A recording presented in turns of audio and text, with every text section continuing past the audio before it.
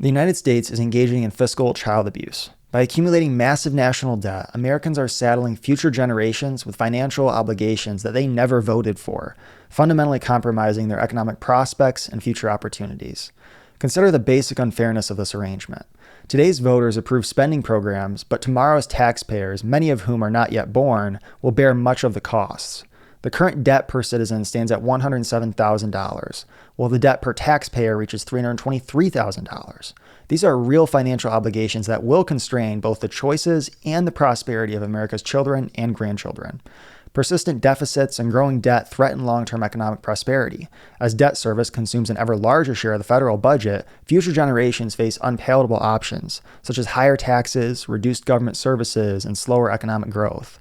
The majority of our current debt stems not from wartime spending necessary to preserve the nation, but from entitlements, transfer payments, and interest on our debt. In 2024, spending on Social Security, Medicare, income security, net interest, and Medicaid comprised approximately 71% of federal expenditures.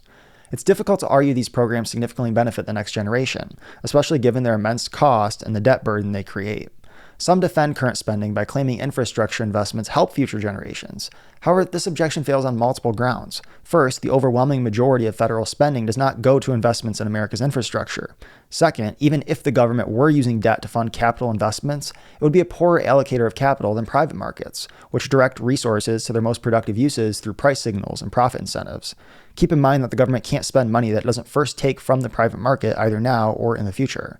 It's also worth noting there can be such a thing as good debt. For example, when a company borrows to build an automated factory that reduces costs and increases productivity, the debt is paid off through higher future profits, with the profit beyond the principal and interest payments on the debt enriching the business.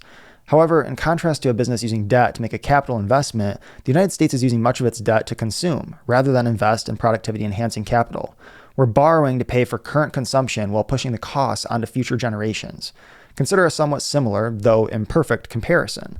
A father who consumes beyond his means and funds his excess consumption through a loan taken out in his 5-year-old son's name. Such behavior would rightfully be considered deplorable. Yet when that same man votes for politicians who effectively accomplish the same thing through fiscal policy, very few people object. The moral hazard here is clear. When the costs of today's decisions are imposed on tomorrow's citizens, accountability is curtailed. Current voters enjoy the benefits of government spending, while future voters bear much of the costs. This creates a systematic bias towards excessive spending and debt accumulation. Parents and grandparents are effectively stealing from their children by using the political process to transfer wealth from future generations to themselves, largely for consumption. And the fact that this occurs through democratic mechanisms doesn't make it morally acceptable. If in times of peace, spending programs cannot be sustained with current revenues, they should be reformed or eliminated rather than financed through debt. The alternative, continuing to accumulate debt while hoping future generations will somehow manage the burden, is both economically reckless and morally indefensible, as it puts the desires of adults over the interests of children. The United States faces a choice: continue engaging in fiscal child abuse by imposing ever larger debt burdens on future generations, or restore fiscal discipline. The longer we wait to exercise fiscal responsibility, the more severe the debt crisis will be for our children and grandchildren. Caring for American children requires reforming the interests of adults to align with those of the children that they are responsible for loving. If you enjoyed this video, check the description for ways that you can support me and share the video with a friend.